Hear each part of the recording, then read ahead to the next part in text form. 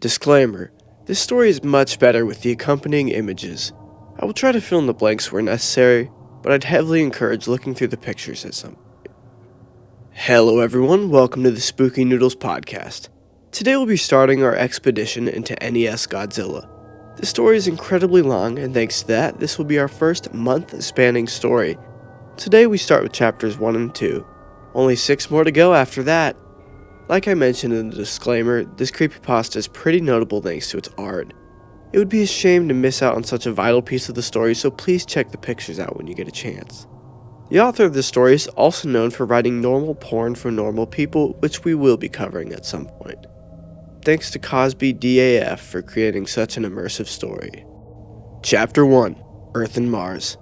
When I was a little kid, the two things I loved most in life were Godzilla and NES games.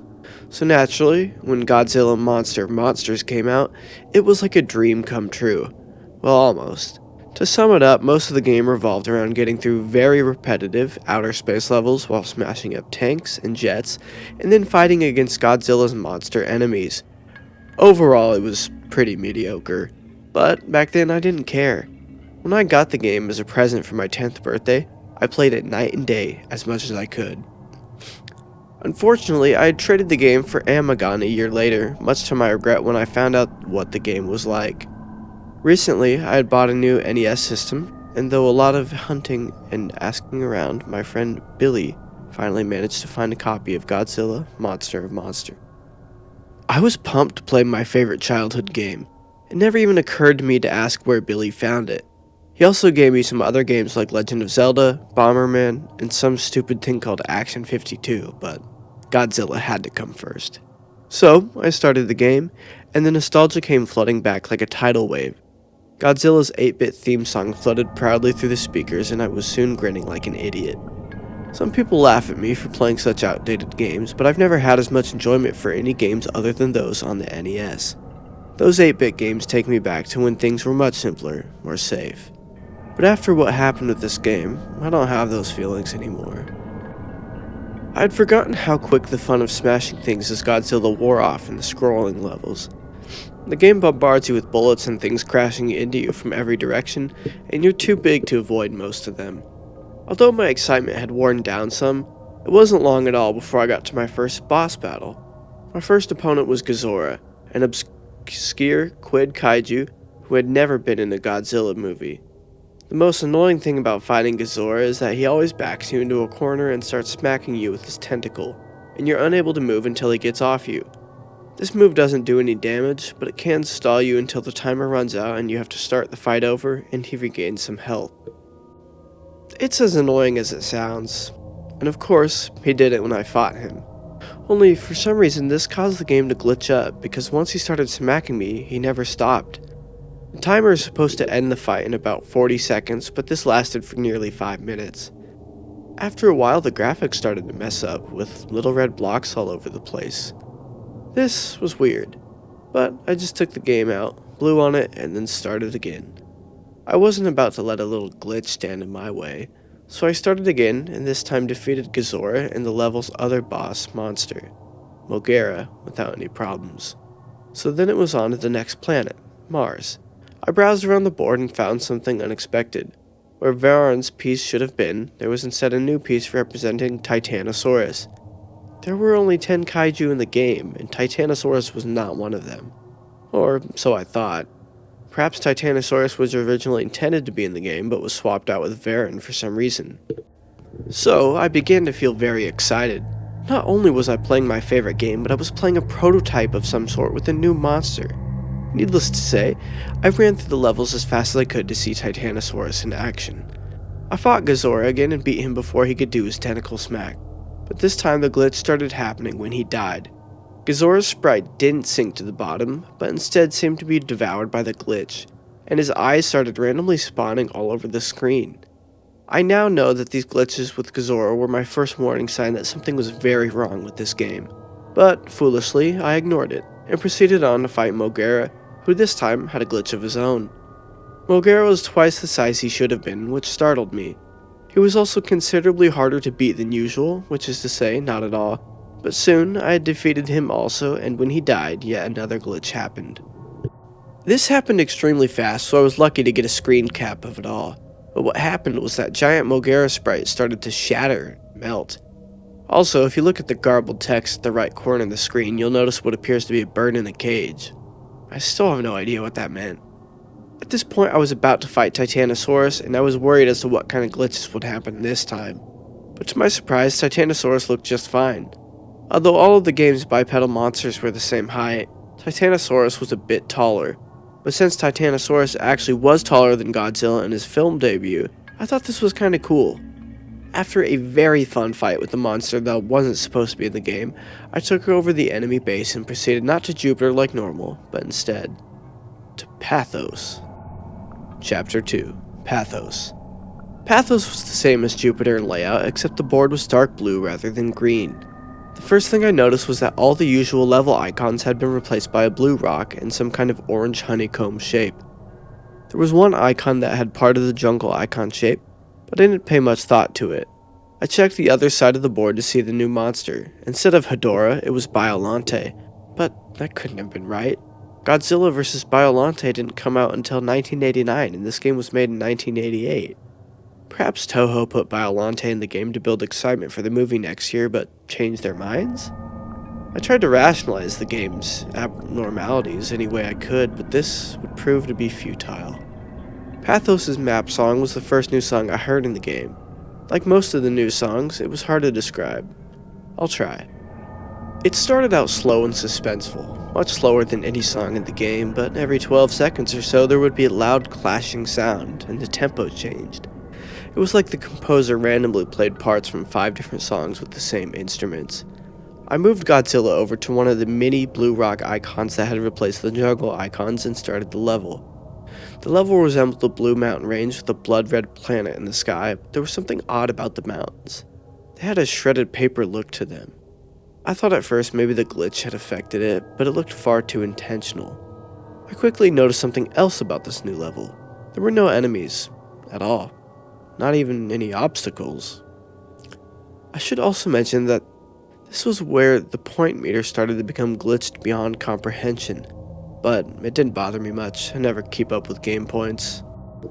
So, without having to focus on anything, I listened to the music while walking through the level unopposed.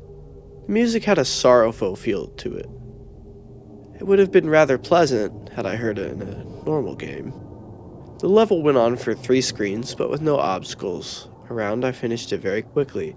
I tried other levels of the same type to see if any enemies appear, but there were none.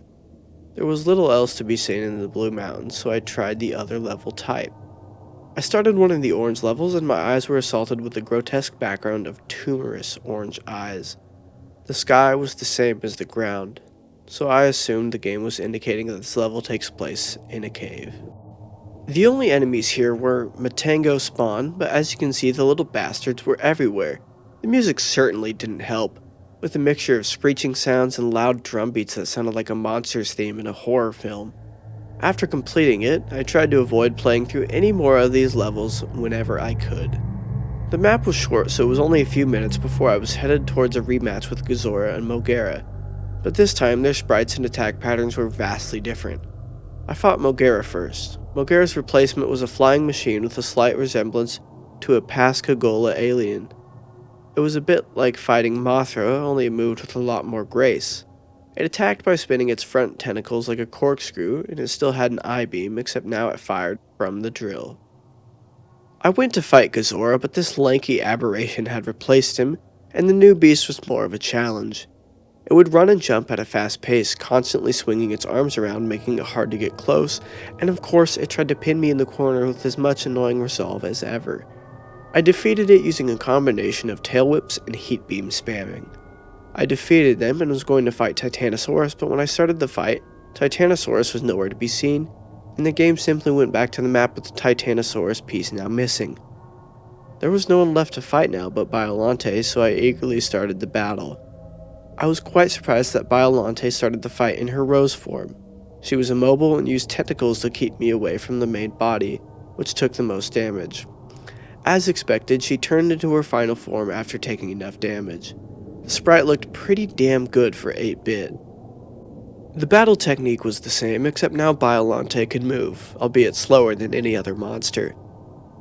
Being hit by the tentacles did more damage now, and Biollante could do an acid spit, which I managed to avoid by jumping in the screen cap. Not much more difficult to beat than Titanosaurus, it only took 2 rounds. But when Biollante was gone, the music had stopped and there was a new icon replacing the bass. This icon wasn't there before I beat Biollante. It resembled a red tribal mask and I had a feeling of dread when I saw it. But since it replaced the bass, it must be the only way to exit Pathos. I moved Godzilla to the square and started the level. It was a hellish looking place with no sky and a flickering fire in the background. The fire looked far more advanced than anything I've seen on the NES. There was music, in the form of a slow, steady drum sound resembling a heartbeat. All the text on the top of the screen and the life bar were gone. In their place was a single bit of text in the middle of the screen that said "Run." My feeling of dread had intensified. I cautiously walked through the level, but like the Blue Mountains, there were no enemies.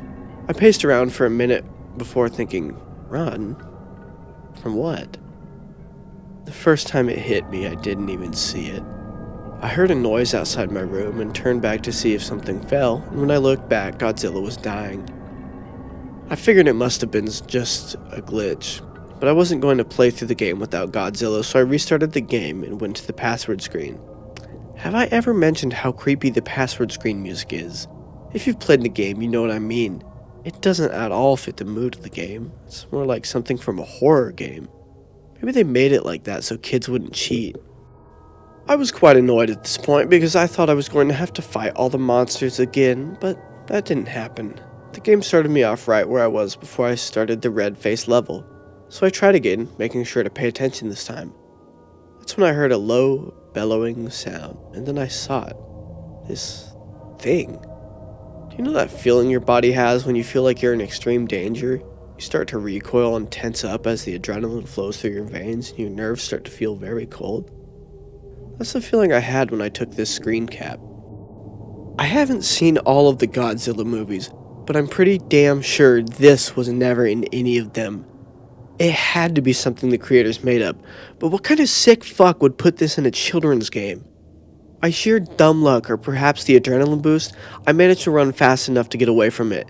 It ran very fast, so much so that if you saw it, you were almost certainly going to die, and when I say die, I mean your monster gets killed instantly if the creature touches them. Once I had gone back to the map, I was so afraid that I was extremely tempted to just shut the game off and try to pretend this never happened. I couldn't believe what I had just seen. It couldn't have been real. And even if I wanted to continue, I still had to get Mothra through this chase level.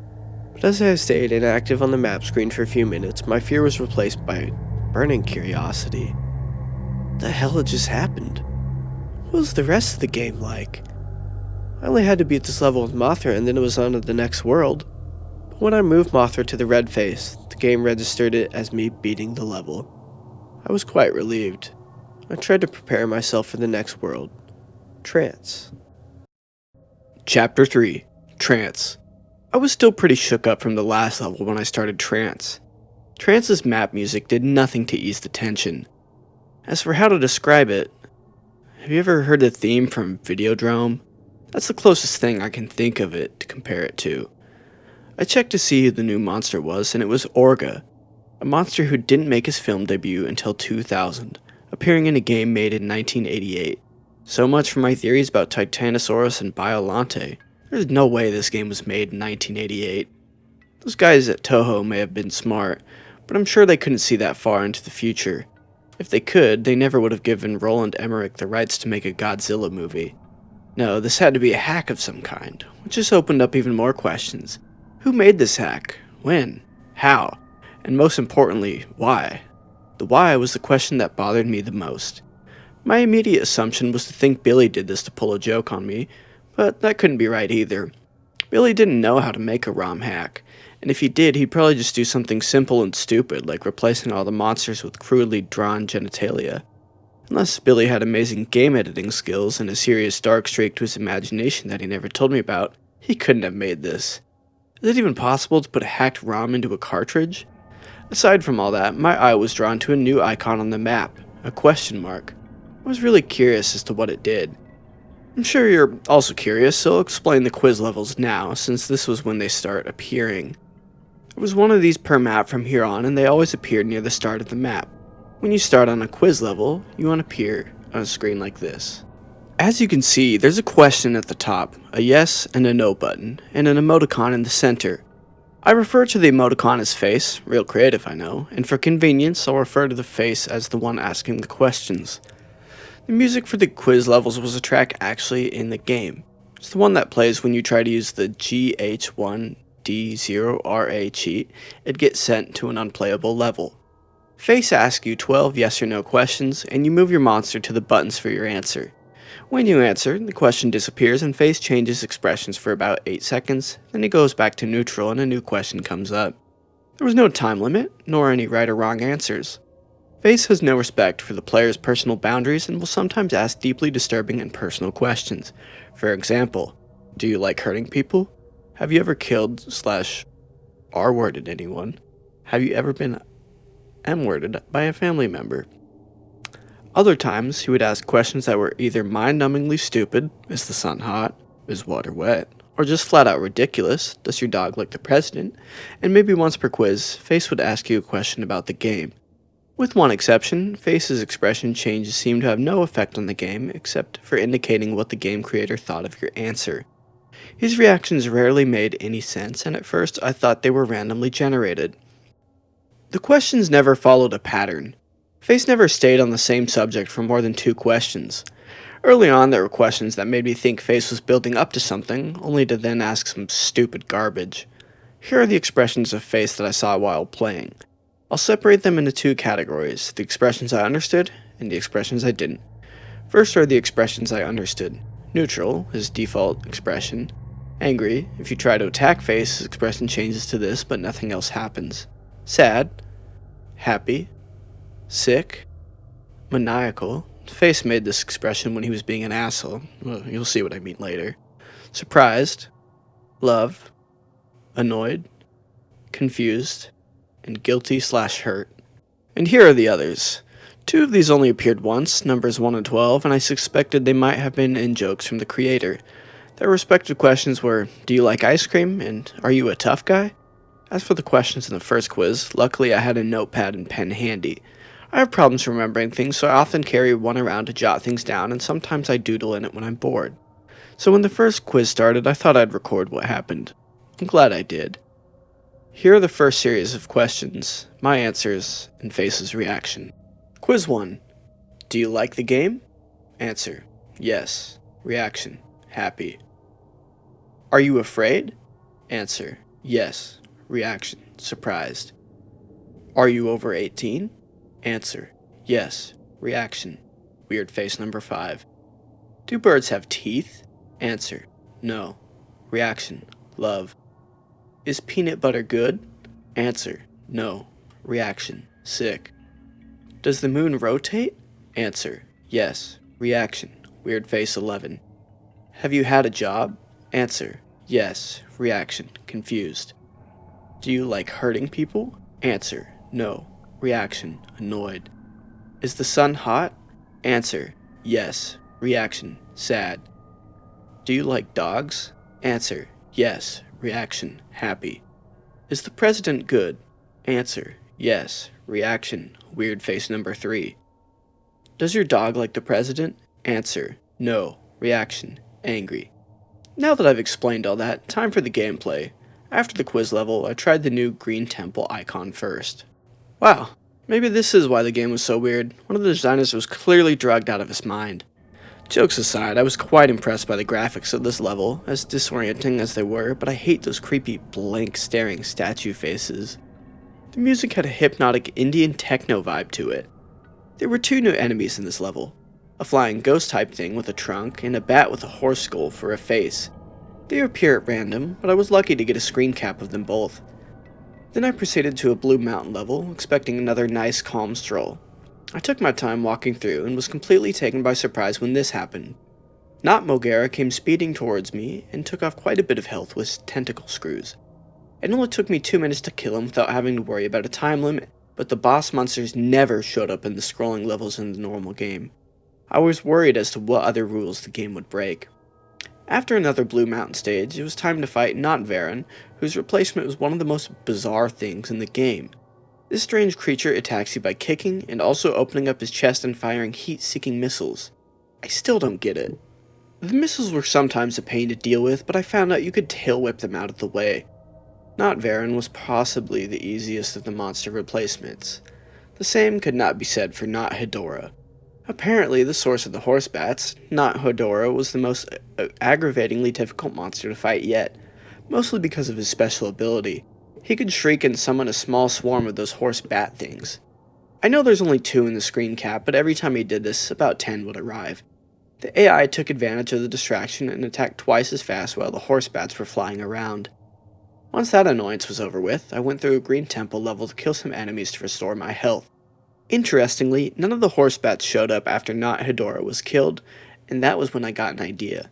If killing all the monsters makes the red face show up, what would happen if I avoid fighting Orga and go straight to the base? So, I gave that a try. The game told me there was no monster there when I tried to start the base level, and immediately afterward, the game took control of my Godzilla piece and moved it in front of Orga. My little trick didn't work. So I tried to prepare myself for another chase, but first I had to beat Orga. The fight with Orga confirmed another thing. Whoever created the hack was clearly a Godzilla fan, not only because they picked a monster like Orga, but because they actually implemented something that happened in Godzilla 2000 in a really neat way.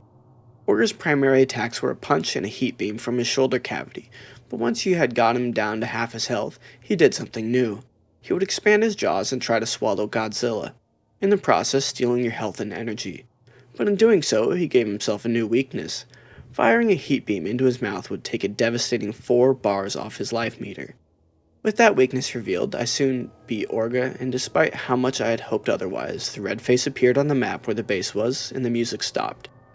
I readied myself as best as I could. I started the level, and seeing that it was basically the same as the first, I didn't waste a millisecond before I started hauling ass. I soon encountered obstacles in the form of the ground tile suspended in air. Most of them you could jump over or destroy, others you had to crouch under. About 40 seconds into it, I heard the horrible bellowing roar and saw the spider beast following close behind me. Stacks of obstacles barely slowed it down. It would back up and then charge its way through them, smashing them into bits. And when the smaller obstacles got in its way, it would expand his jaws and swallow them whole. I was afraid, but with fast thinking and faster button pressing, I escaped him yet again. I felt really excited, and so I laughed and said, "Not this time, asshole." I decided to take a screen cap to celebrate, but when I said that sentence, just before the level ended, the monster did something that made my blood run cold. It looked at me. That wave of mortal terror overtook me again, and I sure as hell wasn't laughing anymore.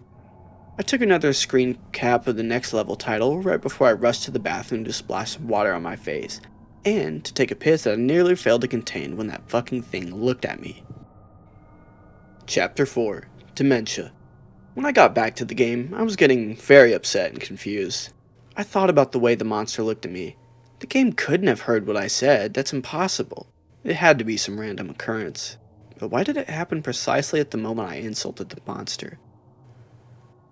Nothing about this game made any sense. The new Godzilla monsters, the weird replacement monsters, out-of-place imagery like green temples, quiz levels, and the red monster chases, it didn't seem to add up in any kind of meaningful way. If it was a prank, it wasn't funny in any way I could understand, and they clearly put far too much effort into it. If they were trying to make a genuine sequel with new Godzilla monsters, then why did they add everything else? Maybe it was some kind of art experiment. Some group project made by a bunch of really talented and crazy people and they lost the cartridge somehow. Or maybe they intended for some random person to find it. It was all just fruitless guessing. As far as I could tell, there was only one way to figure out what the deal with the game was. To play it through to the end. Maybe, just maybe, there would be something in the credits, an explanation by the creators as to why they made this. Or it could be something much more cryptic and strange. Maybe even something horrifying. Before I got a good look at the dementia board, I considered replaying Trance to see if the red monster would look at me again, but I decided against it. I wanted to keep moving forward. I was also somewhat worried that backtracking might cause the game to become even more strange. The dementia board music sounded a lot like the Saturn music, except it was slowed down and played with a piano-sounding instrument. Like most of these new map themes, it had a dangerous, suspenseful feel. While listening to the music, I looked at the Dementia board. There were 4 boss monsters this time: Space Godzilla, Manda, Gigan, and Baragon. I was surprised that there were 2 new Toho monsters this time, but the best surprise was still to come. I started the quiz level. Here's another list of results in the same format as the last one. Quiz 2. Can you swim? Answer: yes. Reaction: happy. Do you like fish? Answer: yes. Reaction: sick. Can penguins fly? Answer: no. Reaction: sad. Can it spin in all directions? There was no clarification of what face meant by it, so I just guessed. Answer: no. Reaction: surprised. Do you breathe oxygen? Answer: yes. Reaction: weird face number 8. Does it taste good when you bite a woman? I don't know who came up with this question, but I really hope they're getting mental help. Answer: no. Reaction: annoyed. Is it night where you are? Answer: yes. Reaction: weird face number 6. Do you like cats? Answer: yes. Reaction: confused. Is water wet? Answer: yes. Reaction: angry. Have you ever broken a bone? Answer: no. Reaction: happy. Do you like your job? Answer: yes. Reaction: hurt. Would you like a new monster? Answer: yes. Reaction: weird face number 11. I wasn't entirely sure at the time what face meant by new monster, but I couldn't resist answering yes just to see what would happen. The result was mind-blowing. The game took me back to the board and I had a new playable monster in the form of Anguirus. Ever since I was a kid, I always wanted to play as Anguirus, since he was my second favorite Godzilla monster, and plus, I never liked Mothra all that much. I moved my new Anguirus piece over to the level right next to it, eager to test out my new monster. Before I get into the level description, I'll talk about Anguirus a bit. Using the up and down buttons, you could choose whether Anguirus stood in a bipedal stance or crawled around on all fours. It wasn't a huge difference, but being able to stand was helpful in boss fights, and crawling sometimes helped dodge obstacles and attacks. He could punch and kick like Godzilla, but no tail whip. Instead, he had something far more interesting: the ability to curl up into a spiked ball of death and roll around. You could still take damage, but it was lessened. It was a good way of clearing out stage enemies, but unfortunately doing this also drained the power bar. But the spiked ball wasn't his only special ability. When you press start, he would fire a beam of energy from his mouth. It resembled Titanosaurus' sonar attack, and if this were a hack, it may have been inspired by the roar attack from Atari's Godzilla fighting games. Also of note is that when playing as Anguirus, the level meter gets glitched up. Judging by the life and power bar, I'd say he's on level 10. Now, onto the level. As you might have guessed from the level icon, these levels are green palette swaps of the ground and background tiles from the Blue Mountains. But what immediately caught my attention was the water, which has a transparency effect. Was that even possible for an NES game? I know the Super Nintendo could do it, but I had never seen a transparency effect in a game on an NES. The Green Mountains music was played with the same instrument as the Blue Mountains, but the melody was totally different. It was a very simple song with a lot of abrupt pauses followed by a loud note every few seconds. Anyway, I went through the usual strolling through the level, and again there were no monsters or anything, but pretty soon I had reached a cliff above the water. There was nowhere to go but into the water, so down I went. The water transparency made things a bit harder to see, but it's tolerable. After going underwater, I encountered 2 new enemies, a giant piranha and some kind of spiky bottom feeder thing. I liked the piranha because I could easily tell what it was. It was a sane enemy design that would appear in a real game, and there were very few enemies like this. They didn't take much hits to kill, but they were quite annoying and could considerably trim down your life if they got close enough. They also tend to travel in packs. As for the bottom feeders, they're easy to deal with. They swim along the bottom of the screen towards you, and are easily crushed with the roll attack or jumped over. In this screen cap, you can see me about to run one of them over, and there's a pack of piranha behind it. After I beat that level, I moved Godzilla onto the blue castle icon. I started the level and I got a title screen with the text, "Unforgiving Cold." The level itself looked like a castle dungeon made of blue bricks with rows of identical white statue faces on the walls. These statue faces had a permanent look of horror on their faces. There was also some flickering gray static, which didn't really obscure my vision, but it adds to the very unsettling mood of these levels. The music was a 12-second loop of a low-pitched choir vocalizing that sounded very familiar to me. Whenever I played through one of these levels, I got this sudden, horrible feeling of anxiety. I had the feeling that the farther I progressed through the level, the closer I was getting to something unspeakably evil. There weren't any enemies, but these were some of the longest levels in the game. I only played one level, but it took 7 minutes to complete. I didn't want to admit to myself at the time, but I realized something playing the Blue Castle level. This game has the power to make the player feel certain things. I don't mean in the sense that we get irritated playing a crappy game or get unnerved by something scary in a game. What I mean is that certain events in this game can instantly make you start feeling something.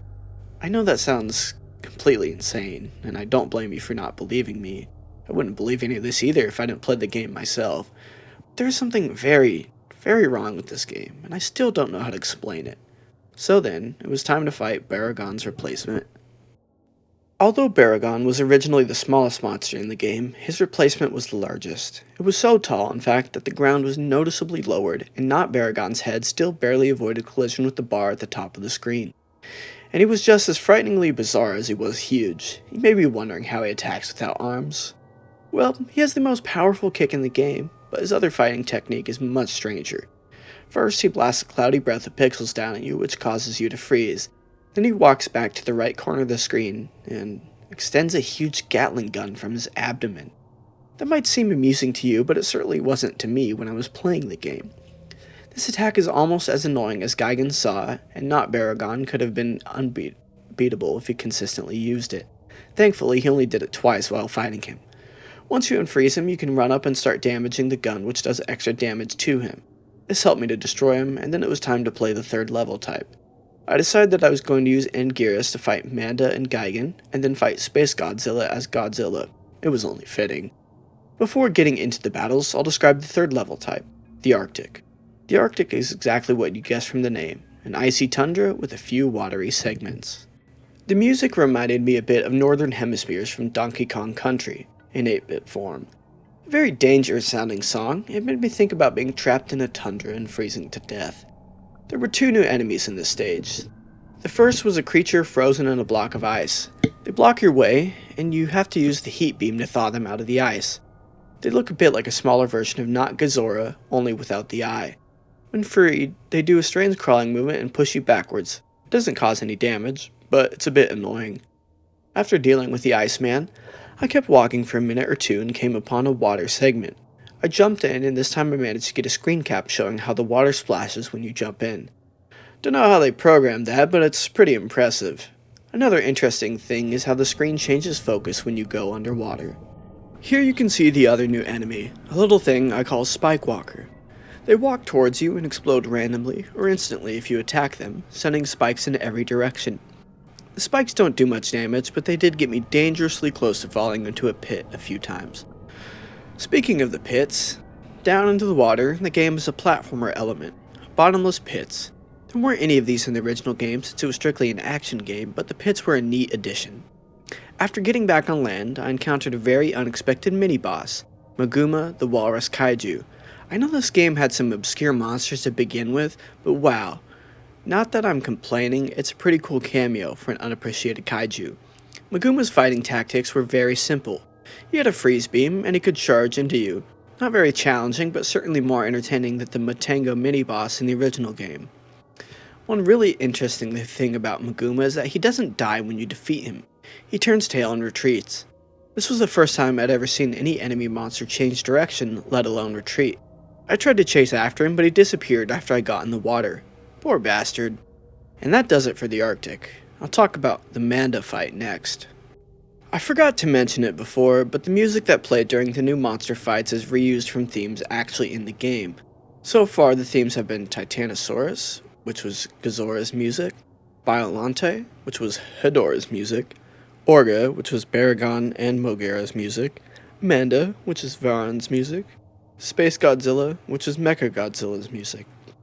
As for the fight, Manda was a fairly crafty opponent. When it realized one tactic was ineffective, it would immediately change to a different one. Manda used quite a few tricks like spitting fire, biting, and the most irritating of all, constricting. It doesn't mercilessly drain your life down like Gigan's Cutter, but it was by far Manda's strongest attack. One last thing to note that I found pretty cool was that Atragon showed up during the fight to help me out. Manda crushed it with ease, but it was still cool. After I slayed Manda, I played through an Arctic level for health power-ups, and then it was on to Gigan's replacement. When the fight started, I was very confused because there was nothing there. I thought this was going to be like the Titanosaurus fight in Pathos, but just about the time it would have been going back to the map, a piranha appeared on screen. But it wasn't there for long. As soon as it appeared, the speakers emitted an ear-splitting screech, and not Gigan flew in and ripped the poor fish into pieces. Well, that's one way to get the player on their toes. That abrupt entrance scared the hell out of me and got my adrenaline rushing, which in retrospect was a good thing because Not Gigan was one of the fastest, most unrelenting opponents in the game. Not Gigan was tough, but my new skills with Anguirus helped to even the score. This was still an incredibly intense fight. Not Gigan's attacks consisted of some kind of blood laser he spews from his mouth and a downward slash. I was expecting some hellish variant of the buzzsaw attack, but thankfully there didn't seem to be one. The howl attack was invaluable in defeating him. I would have taken more screen caps of the fight, but I really had to concentrate. After that, there was just one monster left to take down, Space Godzilla. As mentioned earlier, I used Godzilla for this fight. Space Godzilla's fighting technique was rather frustrating, but admittedly a very clever idea. Space Godzilla was using his energy to create two flying crystals which would reach the ground and become crystal spires. These spires not only block you from reaching Space Godzilla, but it also allowed him to constantly recharge to full energy and blast you with a deadly, fully charged Corona beam until you broke the spires. Space Godzilla would eventually drain his own spires of energy until they shattered, but if you waited for that to happen, you'd probably lose a lot of life. Heat beams actually seemed to re-energize the spires, so you had to use physical attacks. When you finally got close enough to hit Space Godzilla, he was no pushover. When I punched him, he hit me back just as hard. Space Godzilla does everything in his power to knock you back to the left corner of the screen so he can create more spires. By this time, the fight was over. I only had about 5 bars left, but it didn't matter because I didn't need to fight anymore. I needed to run. Here we go again. I decided right then that I really wanted to see the end of this game. As terrifying as these levels could sometimes be, I had to beat them to get through. I decided that no matter what happened, no matter what the game showed me, I was going to get to the end. And I also made sure not to say a damned word while playing a chase level from here on. For this chase, I tried out Anguirus since his roll attack allowed me to move faster than Godzilla or Mothra. The chase started off like the first two, except there was a river of blood below the ground. I was beginning to get the hang of it, and the extra speed from the roll helped me get an edge on the red monster, especially since I didn't have to worry about a power limit and could keep rolling endlessly. Like the previous levels with water, the ground inevitably reached a stop, so I rolled off into the blood. To my surprise, the hell beast didn't follow after me. It just stopped at the edge of the ground and grimaced. I guess it can't swim, I thought to myself. So I went under blood and continued moving. Wasn't anything around, but I knew something was up. The chase wasn't going to end that easily. Could it? Surely something else had to show up. And sure enough, I heard the bellowing roar sounding slightly different. And the monster was following me after me in a new aquatic body. I had no idea it was a shapeshifter. After it reappeared, the chase started to get into the difficulty I had expected. Being submerged slowed me down, putting me and the beast at about the same speed. The only thing that would keep me alive was fast thinking and reflexes. I encountered some bottomless pits in which mines floated up from. I assumed that if you hit one, it would damage you and knock you back. Considering how fast the red monster swims, hitting the mines would be instant death, so I went through great effort to avoid them. But that wasn't all I had to be wary of. Halfway through the chase, the hell beast revealed yet another surprise. A tentacle formed of intestine and tipped with a clawed set of jaws burst from its mouth, trying to pull me in and devour me. I only barely avoided both the tentacle and the mines, but I could tell the beast was getting desperate, because the chase was nearly over. And about a minute later, I had spotted a bit of ground that served as the exit. I leaped with all the might I could muster, without breaking my controller. The beast screamed with rage and jumped out of the blood river in one last attempt to drag me down, but I escaped its grasp. This time. I fell back on my bed and took a deep breath, satisfied with yet another successful escape. Now I was headed to the fifth world. Entropy. Chapter 5. Entropy. In the original game, the sixth world was Pluto. Ironically, despite being the smallest planet, Pluto was the largest and most diverse world in the game. Entropy had a different layout, but was similarly huge and diverse. The board music was played by a violin instrument, a melody that started out sounding mournful, and then it gets rather, I guess I would call it distorted. It made me feel depressed and unnerved, not something I would want to hear while trying to sleep. Strangely, none of the levels from the previous worlds were present here. Instead, there were 8 brand new icons. Bosses this time were Megalon, Batra, and Mecha Godzilla. As usual, the first thing I did was go to the quiz level for another interrogation from Face. But when I got there, I noticed something different. Instead of the usual goofy GH1D0RA music, it was the password theme. The music change seemed to be intentional because after the first 2 questions at the start, the quiz started to take on a darker tone. Quiz 3. Do you like ice cream? Answer, yes. Reaction, weird face number 1. Do you like clowns? Answer, yes. Reaction, weird face number 10. Is time slipping through your fingers? Answer, yes. Reaction, weird face number 2. Do you have any regrets? Answer, yes. Reaction, hurt. Do some people deserve to die? Answer, no. Reaction, weird face number 3. Is it safe to go out at night? Answer, yes. Reaction, weird face number 5. Do you find it hard to sleep at night? Answer, yes. Reaction, weird face number 9. Have you ever killed anyone? Answer, no. Reaction, weird face number 7. Do you want to kill anyone? Answer, no. Reaction, angry. Are you actually accomplishing anything? Answer, no. Reaction, weird face number 4. Does life have any real meaning? Answer, no. Reaction, love. Do you like Mothra? Answer, no. Reaction, maniacal. I knew that last one was going to be a gameplay related question, but I had no idea what the result would be. I answered honestly because, as I said before, I never liked Mothra. Nobody liked playing as Mothra in this game, and there was a good reason for that. Every other time Mothra gets hit, she gets slammed back to the left corner of the screen, and she sucks at flying because her attacks are so weak. The only benefit Mothra had was being able to fly over obstacles in some levels. So I answered no, and Face actually replied back to me, not only with the maniacal expression but with text, "Too bad." I was taken back to the map screen and I was shocked to see that Godzilla and Anguirus had disappeared from the board, leaving only Mothra. Face had just fucked me over. Needless to say, I was pissed. But there wasn't anything I could do, and I'm willing to bet even if I had said yes, I would have been stuck with Mothra anyways. Face giveth, and face taketh away. I took a deep breath and got ready to explore. There were 2 paths I could take through the board, and I decided to take the lower one. This turned out to be a good choice for reasons I'll get to momentarily. The first world ahead of me was a forest, so I started there. Almost immediately, I got an eerie feeling. There was something about this level that just seemed off to me, even more than the previous ones. Perhaps it was the pitch black background. I've always been afraid of being in a forest at night. Something about all those trees makes me feel surrounded and vulnerable. And the fact that I was stuck as Mothra didn't help.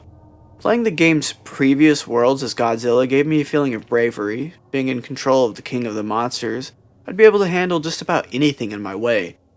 But it's not like that with Mothra. No feeling of strength or security. Now I'm just a weak, easily overwhelmed bug traversing into the unknown.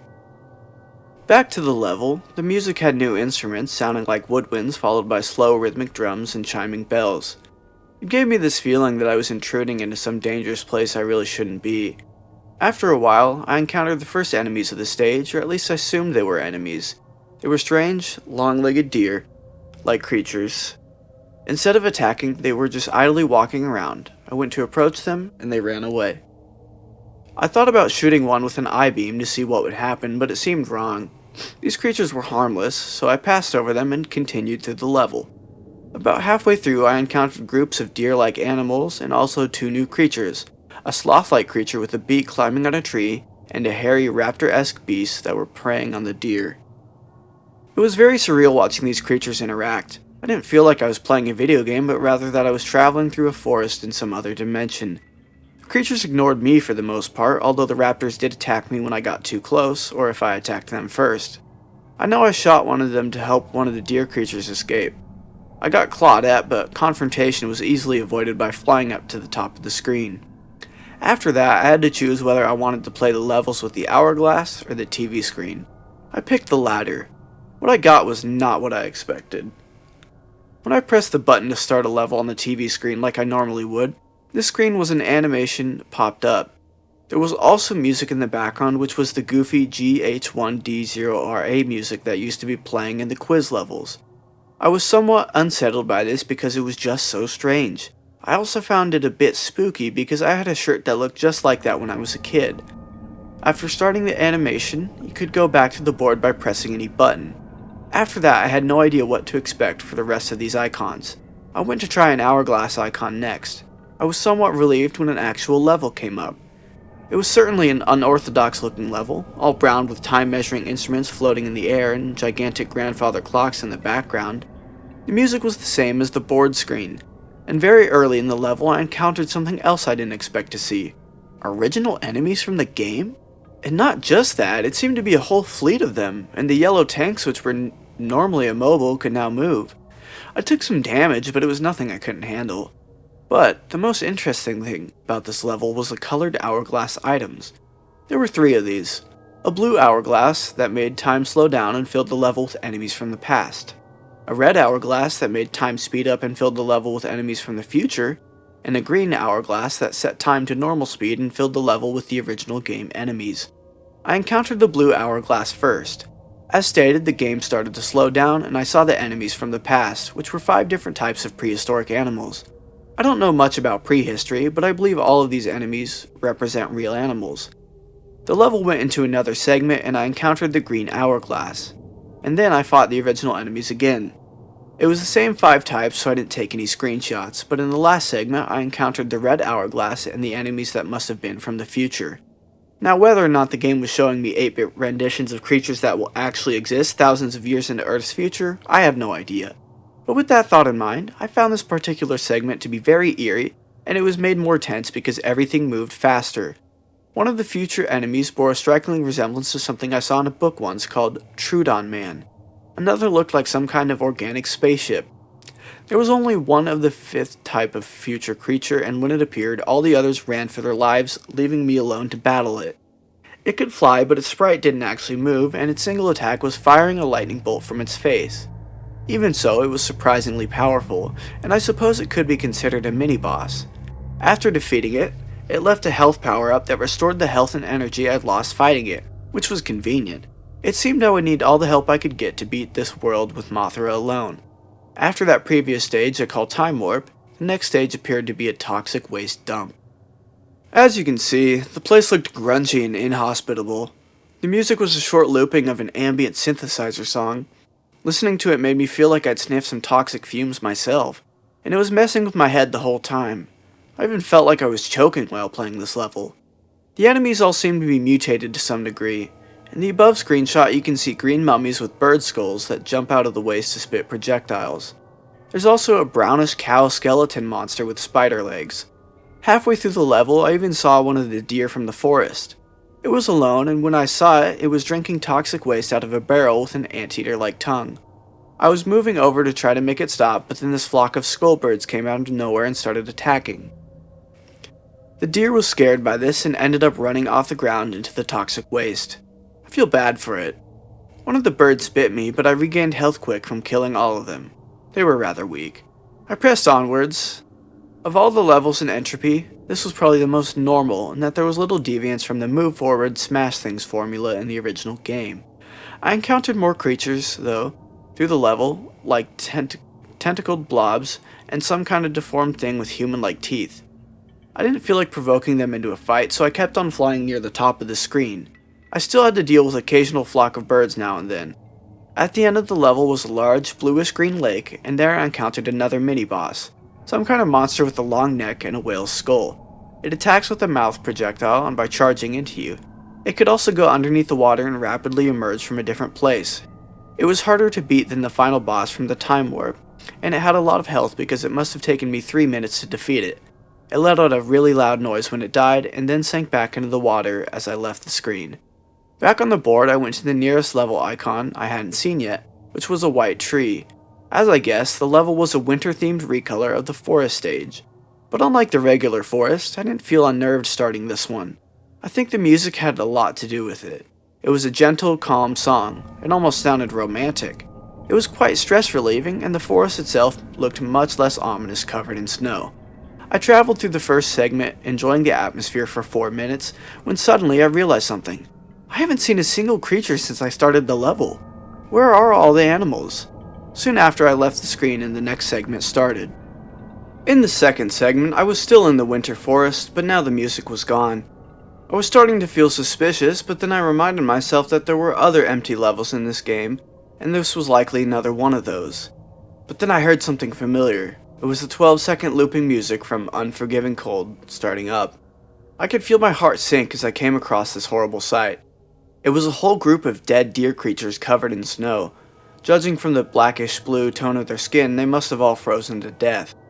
On closer inspection, some were missing body parts. Now I was frightened, but I still had to keep going. Before exiting the level, I was really hoping to see something resembling the previous forest animals in a living state, and sure enough, I did.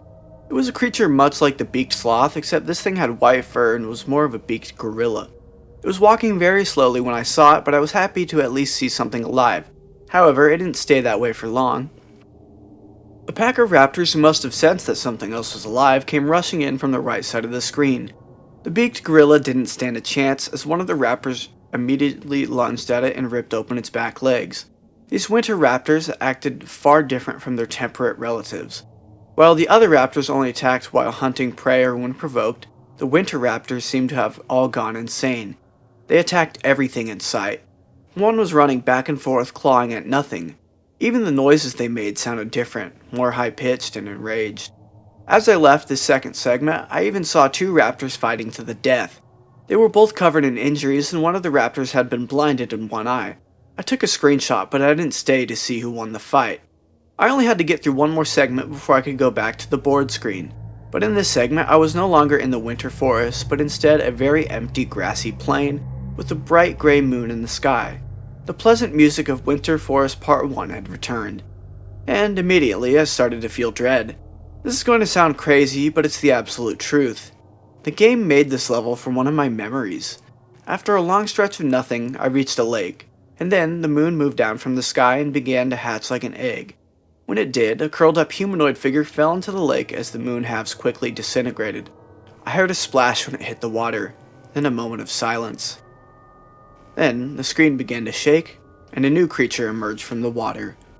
And thus I was introduced to a monster I call the Moon Beast. This was the only screenshot I took, as I was focusing all my concentration on winning the fight, and it was the most difficult fight yet, stronger than any of the previous bosses. This creature would have been hard to take down with Godzilla, and with Mothra it seemed nearly impossible. I suppose I would consider myself fortunate that the beast lacked any attacks like Gigan's Saw, because if it had, I would never have won this. I barely had 3 bars of health when I finally killed this abomination, but what happened afterward is hardly what I could call a reward. I've been trying to keep my promise and suppress this memory for years, but it seems as if I have to get it off my chest. This is a very painful memory for me, but the game already knows about it, and I think you should too. I'll just tell you the important parts, because I don't like bringing this experience back into my head unless I have to. Back when I was in middle school, I had a girlfriend named Melissa. She suffered from some kind of mental disorder that caused her to go into episodes. When she was in an episode, she would stand or sit perfectly straight and still, and her face would instantly lose any expression she had before. She would speak very clearly, without any hint of emotion. When it was over, she would start trembling and sometimes bury her face in her hands and remain silent for several minutes. I can't really convey the feeling it gave me in words, and I won't try. You had to see this in person to understand. But despite this, she was a very kind person, and I cared about her dearly. We liked to hang out in a field at night and look at the stars, but one night she didn't say anything to me at all. She just stared directly at the moon, trembling. I tried to talk to her, but she suddenly sprung up and ran right into traffic. I tried to stop her, but I was too late. She got hit by a truck and was killed that night. I looked her right in the eyes when the wheels went over her neck. That sight has always haunted me. I know that the game knows about this because after I defeated the Moon Beast, this happened. Melissa, kill yourself. After that, the game went back to the board screen. It was all I could do to not burst out screaming, and my hands were shaking so bad I could barely hold the controller. I knew the game was going to test me if I kept playing, but I had no idea it would go so far. I thought it was even capable of doing what it just did. I could feel my brain going haywire as I asked myself, did the game just read my mind? It didn't seem possible, but what other explanation was there? It was then that I could no longer deny what now seemed obvious. The game is alive, and not only that, it can also establish some kind of mental connection with the player. And yet, I couldn't convince myself to stop playing. I don't know if it was the game messing with my mind or just my stubborn curiosity, but even with the previous revelation, I really wanted to see this through to the end, even more than I did before I beat Dementia. Terrifying as it might be, even dangerous, I knew that if I quit playing, I'd never be able to stop thinking about it. If I tried to restart the game, it might go back to being normal again. How many people ever get to witness something like this firsthand, let alone be able to take screenshots of the whole thing? Fucked up as it was, this was the experience of a lifetime. But even so, I couldn't take any chances with my health. I had the TV remote right next to me, ready to turn the TV off in case I felt I was in actual danger. And if that didn't work, I would pull the plug out of the wall or just run out of the room. Surely that would be enough.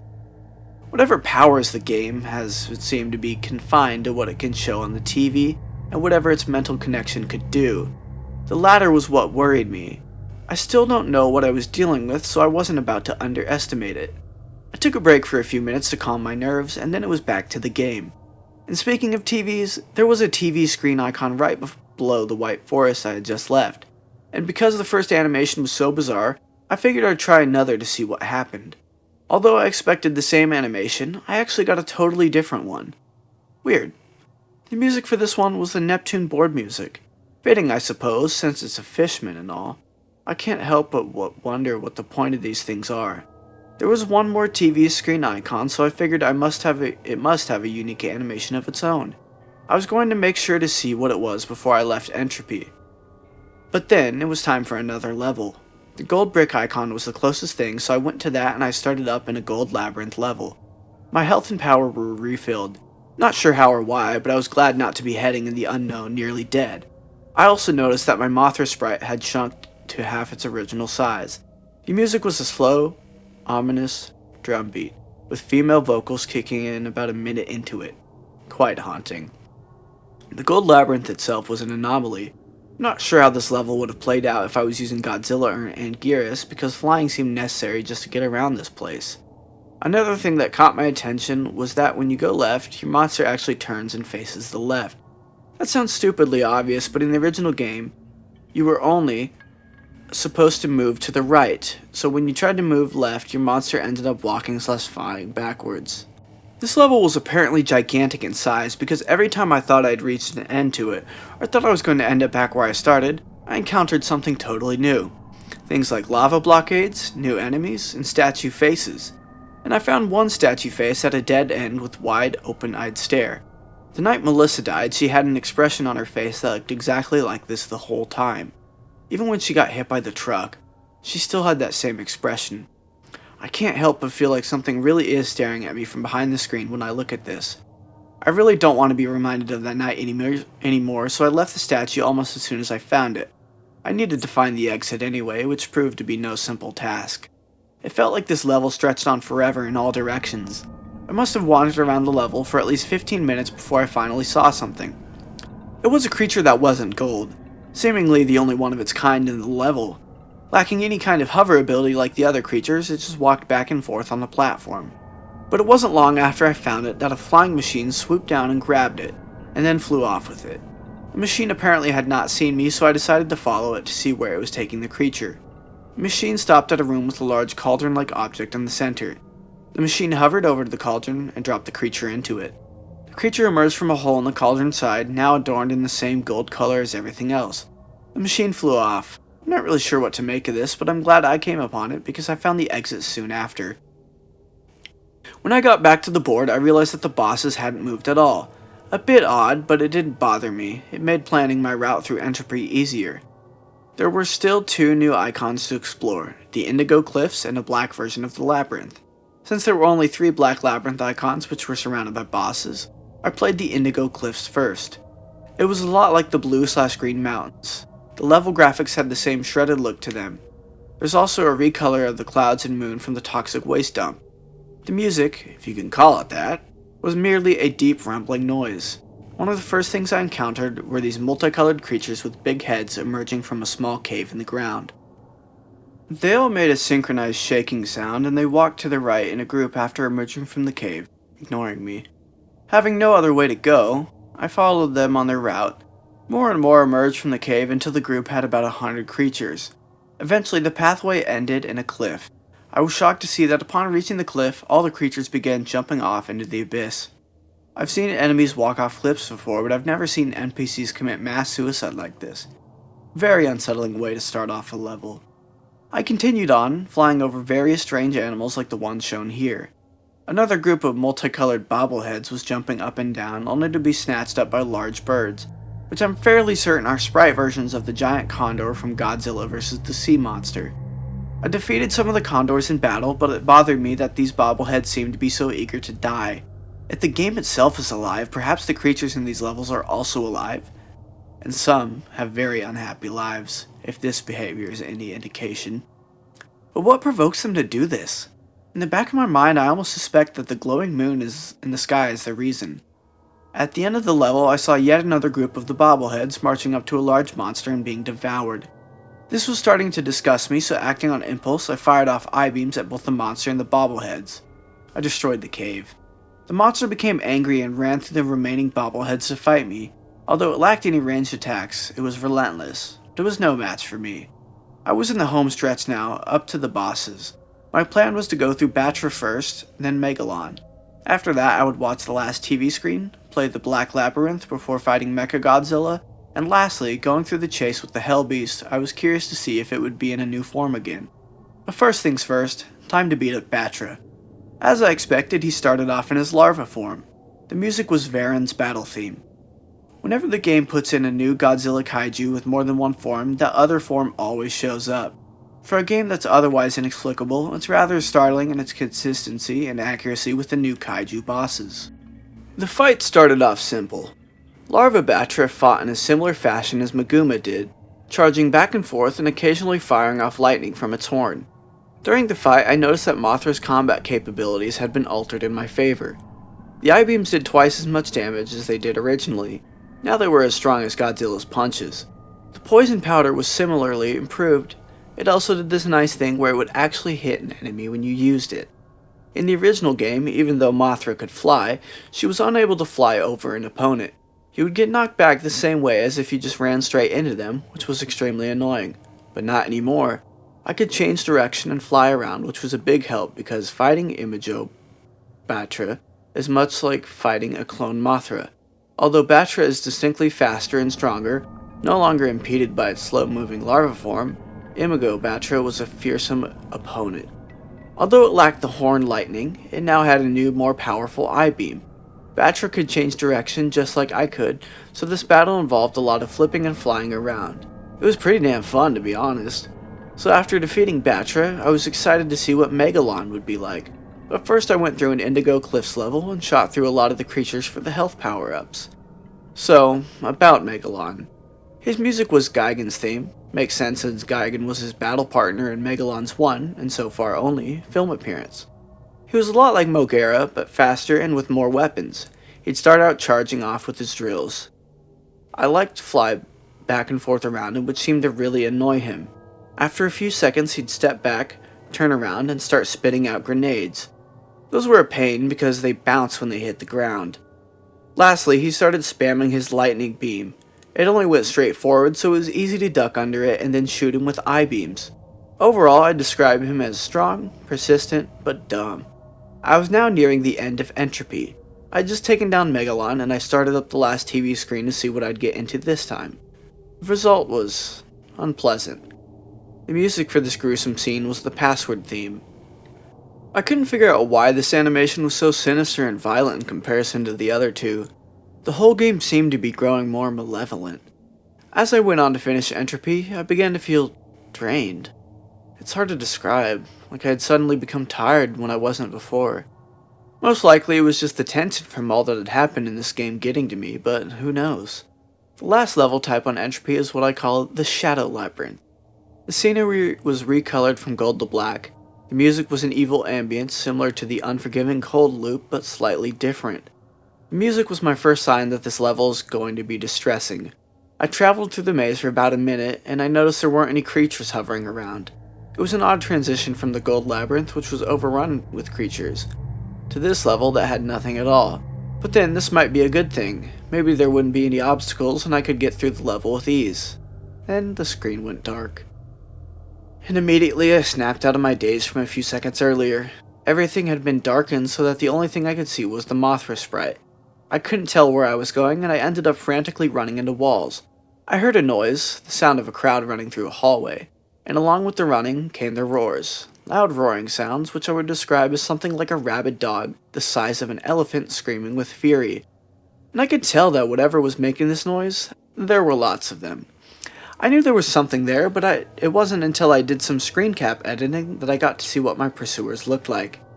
But at the time I couldn't see where they were or where I was going. I was literally running blind and this mob of beasts eventually caught up with me.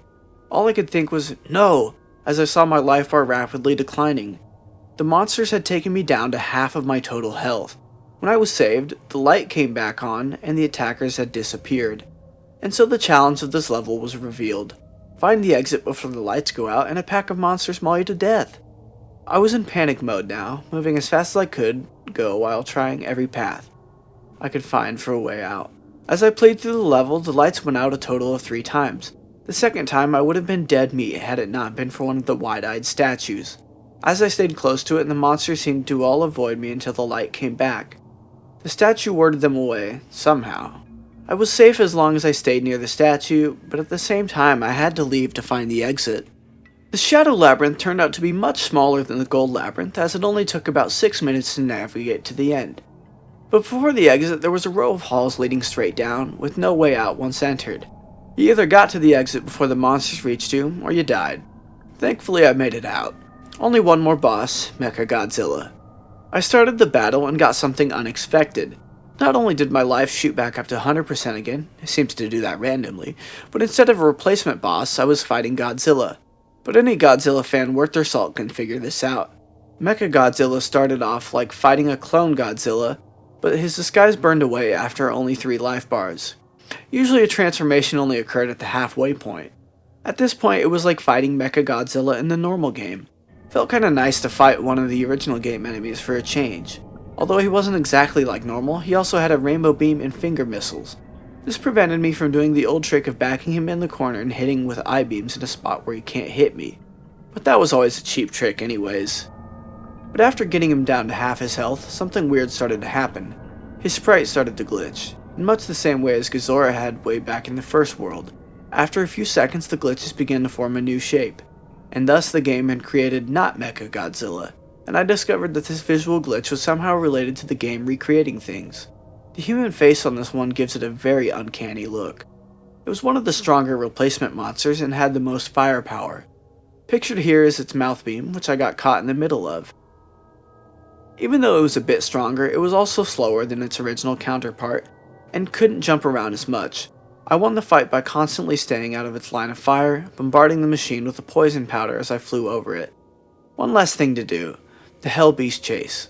Oh boy, might as well just get this over with, I thought. The Entropy End chase ended up being exactly what I was afraid it would be, a labyrinth level. All the other chases, although difficult, were extremely straightforward. You just had to run to the right and not get touched. But this took all the simplicity out of it. There was no telling how big this labyrinth would be or where the exit was, and now not only did I have to constantly backtrack to find my way out, I also had to avoid getting one hit killed by the red monster. And for those first 30 seconds, it didn't show up, but I knew it would, and as I started picking up the pace, I heard a loud flapping noise. And there it was in a flying form. It flew with bat-like wings and was as fast and relentless as ever. For reasons already stated, this was probably the most nerve-wracking of all the end chases, and as such, I had to keep my focus on the game and not taking screen caps. However, I did take one of the red monster doing something I found very interesting. I had managed to lose it by going through a different path than it apparently expected, and it was blocked from attacking me by one of the organic walls of the red labyrinth. Or so I thought. It tried clawing through the wall for a second before opening its mouth and tearing the wall apart with its intestine jaws. but those brief milliseconds that the monster was held back might have been the key to me finding the exit. The path to exit was long and complex, but from what I remember, I went up and then back towards the left. I'm still not sure why I chose that particular way, just a lucky hunch I suppose. I was sweating profusely, but my luck had saved me yet again. I hoped that it wouldn't run out before I finished the game. There were only 2 more worlds to go. Next was the penultimate world, called Exodus. Chapter 6, Exodus. In the brief instant before the transition between Entropy and Exodus, I was hoping that I would get Godzilla and Anguirus back. As the board appeared, I saw that my wish was half granted. I had Godzilla back, but no Anguirus. I would have preferred both, but despite Anguirus' neat abilities, I would have chosen Godzilla if I had to pick between the two. Exodus had 2 different colored temples, white and pink, a pyramid, what looked like some modern buildings, and 2 other icons I couldn't figure out at the time. The new bosses were Kumonga, Gorosaurus, and not Ghidorah, whom I was dreading to see, let alone fight. With Godzilla back, I was excited again and eager to explore, yet still cautious. I went to the quiz level first, just as before. This time, Face's questions were more random than ever. Quiz 4. Do elephants breathe? Answer, yes. Reaction, weird face number 2. Have you ever been M-worded by a family member? Answer, no. Reaction, weird face number 6. Have you ever R-worded anyone? Answer, no. Reaction, weird face number 8. Is green your favorite color? Answer, no. Reaction, weird face number 10. Is the computer the pinnacle of modern technology? Answer, yes. Reaction, weird face number 4. Are you a tough guy? Answer, yes. Reaction, weird face number 12. Can you fly? Answer, no. Reaction, weird face number 9. Can you stand on your head? Answer, yes. Reaction, weird face number 7. Do you hate raccoons? Answer, no. Reaction, confused. Do you feel blame? Answer, no. Reaction, weird face number 11. Would you like a new monster? Answer, yes. Reaction, surprised. Will you miss me? Answer, yes. Reaction, sad. I was happy that I was getting a new monster, but that last question bothered me. Will you miss me? Is her face referring to when I finished the game? I thought. Since the revelation of the game's truly otherworldly nature, I wasn't sure what to think of Face or anything else in the game. But something about that last statement gave me a genuine feeling of sadness from Face. As I was thinking about this, the game had gone back to the board. I had a new monster, but I had no idea who it was supposed to be. The sprite had a slight resemblance to Rodan, but the head was totally off. I moved this mysterious newcomer to a white temple icon and started the level. When I started the level, the screen appeared with the text, "Find the gem," presumably instructions for beating the level. After that, I got my first look at the new playable monster, a hairy, dark blue creature with bat wings and a skull face named Solomon. And I also found that my path was blocked by a beam of light and a small pillar with a plate on it. I figured that this beam of light was blocking the exit, so I have to find the gem and drop it on the plate to deactivate the beam. How exactly I was going to do that, I didn't know. There wasn't anything in the original game requiring you to find an item to beat a level. I'd have to find out when I obtained the gem. The only direction I had to go was left, so on I proceeded. Solomon was an interesting monster to say the least. He was capable of both flight and a heat beam, both of which proved to be very useful. He could also kick and slash with his wings, but he couldn't duck. The White Temple's music was a vocalizing choir, or a video game approximation of such. It's hard to describe, but it had a very holy sound to it. It wasn't long before I started running into waves of strange new enemies. They did little to stop me. I ran past them while slashing and didn't take any damage. There was a pause between each wave of enemies. After you had killed about 10, there wouldn't be any for about a minute, then the next wave would appear. After 5 minutes, I noticed holes in the floor and ceiling. Guillotine-mouthed creatures were rapidly flying up and down these crevices, so I had to time my jumps carefully because I didn't know if I'd get another shot at this. Luckily, I managed to get through without a scratch. I'm just lucky, I guess. After that, I found myself at the end of the hallway, facing some kind of mini-boss monster. It moved fast and had some kind of projectile that it shot in 4 directions, but I killed it quite quickly using Solomon's heat beam. When the battle was over, I had my gem, which was inside the creature's head. I found that I could pick it up and hold the gem by walking over to it and holding down B. I made the long trek back to the start, deposited the gem on the plate, which deactivated the beam. I left the stage and was shown what was probably the strangest quirk relating to the Solomon monster. Every time you complete a stage or defeat a boss with Solomon, the screen appears. I have no idea what "Still the Best 1973" means. Neither the date nor the phrase has any meaning or significance to me that I can think of, and I've spent a lot of time thinking about it. The next level I played was one that I call Bronze Pyramids. I used Godzilla and found he had been leveled up to 12 since I last played as him in Dementia. The Bronze Pyramids were fairly normal as far as these levels go, but the visuals were quite interesting. Almost unusually colorful and lively. The music had a fittingly Egyptian style to it. It was slow and mysterious sounding. I strolled through the level fighting off the various enemies. None were too difficult, although the ants could be a pain if you ran into too many at once. My favorite was the giant reptile I encountered halfway through. At the end of the level, I came to a giant pyramid and I engaged in yet another mini-boss fight. Although this one was a bit different, because I had to fight 2 of the 3 monsters at the same time. Individually, I could have dealt with them easily, but fighting both of them at once was challenging. But I sped things up by tricking one of the twin beasts into barbecuing his brother by jumping when he uses his flame breath. After defeating the twin monsters, I noticed something strange after returning to the board. I was now able to move my monster piece anywhere on the board without limits. Normally Godzilla could only move 3 spaces each turn and Mothra could move 5. I wanted to try out Solomon some more, so I moved his piece over to one of the brown pillar-looking icons with colored dots and started the level. When I got to the level, I realized that what the level icon represented: totem poles. I was greeted by 2 of them right at the beginning. The music had a Native American sound to it. They seemed to be using the same instruments as the Entropy Forest. It was noticeably different, but just as foreboding. I walked around for 3 minutes with nothing else in sight besides the totem poles. I didn't realize it until then, but I wasn't expecting another level with nothing alive in it, after all the activity and entropy. Walking by all those multicolored faces, this unnerving level left me feeling like I was being watched. Only about 10 minutes after I started Exodus, I was already halfway through. After getting back from the totem pole level, I tried out one of the TV screens to see how strange they were this time.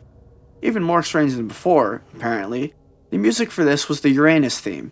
I switched back to Godzilla to play another level, and this level was quite a surprise. It was a normal city level. The colors were gloomy, but even still this was quite a shock. This was the kind of level I would expect to see in a Godzilla game, and I was kinda mad that I didn't get to play it earlier. The music was the Earth theme.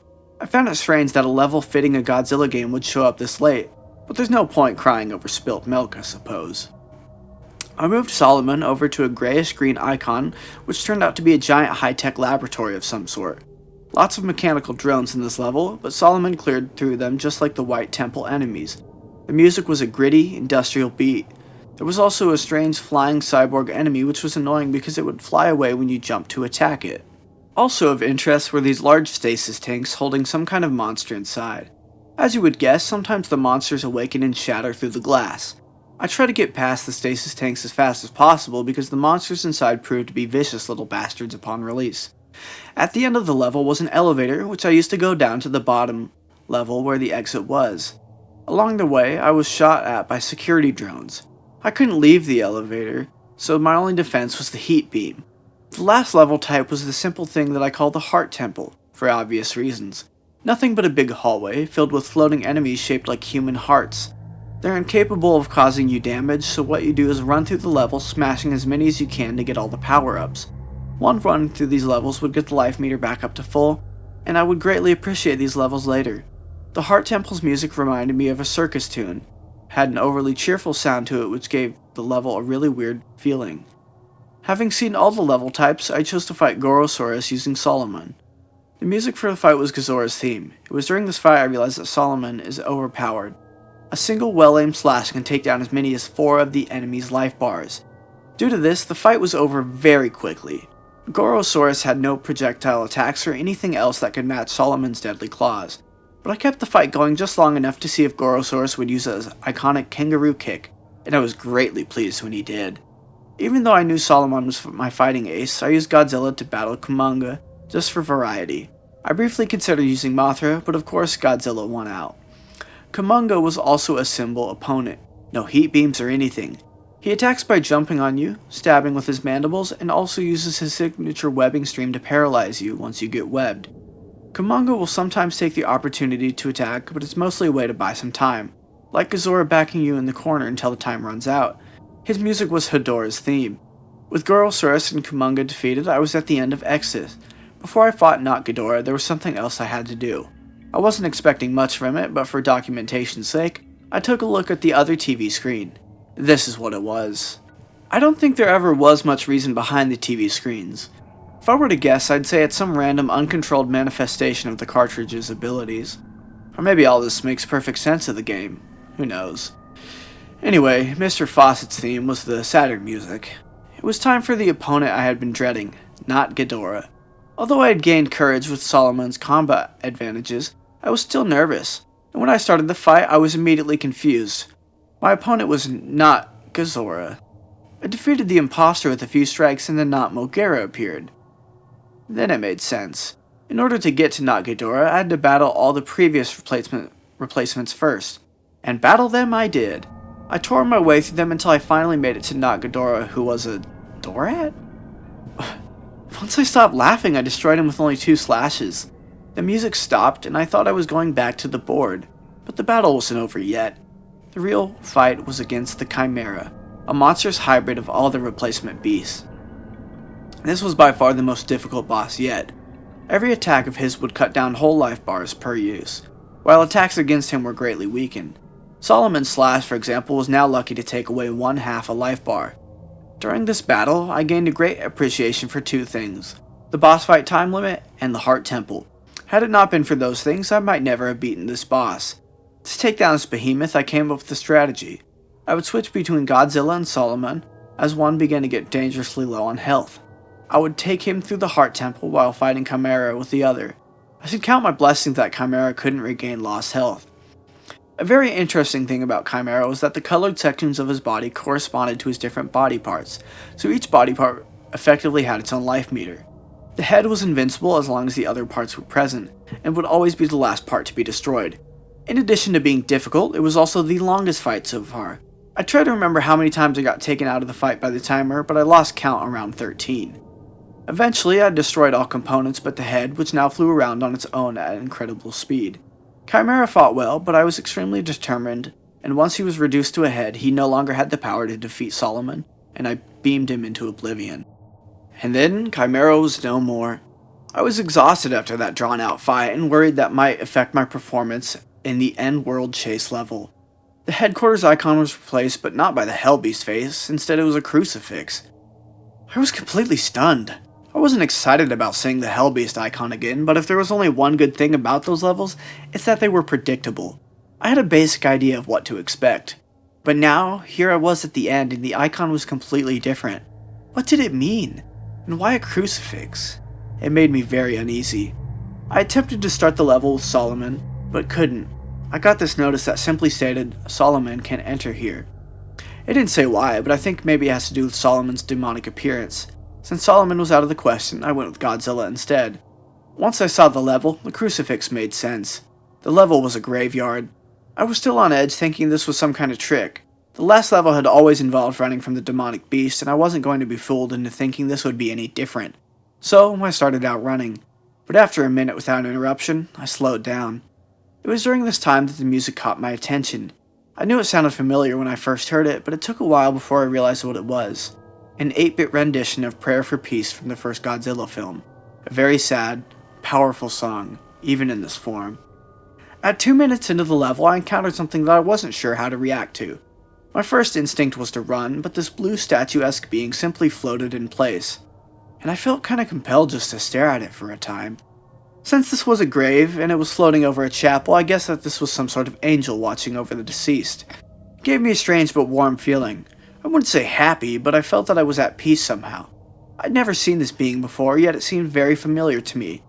Just as I was going to leave, the Hellbeast appeared, and his presence warped the music into a terrifying discordant screeching and transformed the level, desecrating the tombstones as a new ground appeared, compromised of blood-soaked bodies.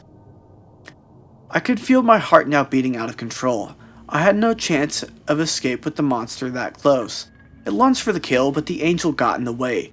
The demon roared and started clawing through the angel's leg, and tears of blood streamed from its eyes. I wanted to save the angel, but there was nothing I could do. I had to honor its sacrifice and run, and so I ran through the hellish landscape as fast as I could.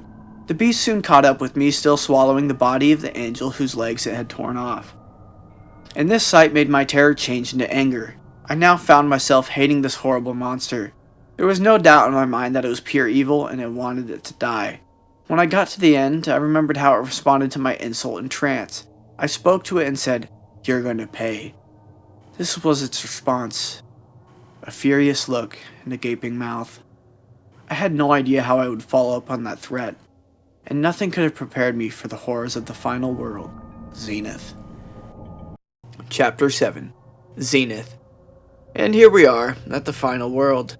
I don't like to discuss this part, and it still bothers me very much, but it's something I have to do so that I can put this behind me. People deserve to know. At this point, I was well aware of the game's unnatural nature, but Zenith was different than the other worlds. While the others were certainly strange and sometimes frightening, the world of Zenith was like a nightmare. And I didn't have to go any further than the board screen for an indication that something was wrong with Zenith. The first thing I noticed was the blood-red texture of the board, and the music, which was an eerie whistling tune. I noticed that I had Solomon and Anguirus back, and I felt better for a second. Then I scrolled over to the right to see who my enemies would be this time. This time it was Destoroyah and Ghidorah, but judging from the icon it was a different Ghidorah from the original, standing on the ground instead of flying. The grotesquely detailed pinkish-red icon also caught my eye. I couldn't tell what it was supposed to be, and I was afraid to find out. Going back to my side of the board, I decided there wasn't much choice but to do my usual routine and going to the quiz level before doing anything else. I was not ready for what happened. I jumped back when the screen appeared, accompanied by a terribly distorted version of the password theme. It looked as if Face had fallen victim to some terrible glitch. Is this what he meant by "will you miss me"? Did he know this would happen? My thoughts were stopped short as I noticed the screen was glitching and seemingly falling apart while I was inactive, and so I quickly rushed out. When I got back to the board, I had somehow gained a new monster. I hadn't even been asked if I wanted one. I tried to select it, and this happened. No. What the hell is going on? The game's behavior was scaring me, and I hadn't even started the levels yet. I couldn't understand why I was randomly given a new character and then denied use of it. But for the time being, there was little that could be done, and I viewed the last TV screen. No animation, no music, dead. Every instinct I had was telling me to stop playing, to just turn the game off. And something in the game itself might have been trying to warn me as to show just how horrible the last world was. But then, every stretch of the way I completed, I was compelled to give up. I couldn't do that now. On the last world. Besides, after taunting me with memories of Melissa, I felt the game owed me some answers. I noticed that the first level was a red temple, so at least I would be familiar with the level graphics if nothing else. I went in with Godzilla, the monster I was most familiar with. He had been shrunk, the level and score meters had vanished, and the blue temple statue faces were back. The music was similar to the blue temple also. Strange, haunting vocalizations. I tried to get my spirits up by thinking, well, if this level is like the blue temple, then that might mean there are no enemies to deal with. How wrong I was. After a short walk, all the statue's eyes started glowing, and a pack of the beasts from Shadow Labyrinth came charging into me.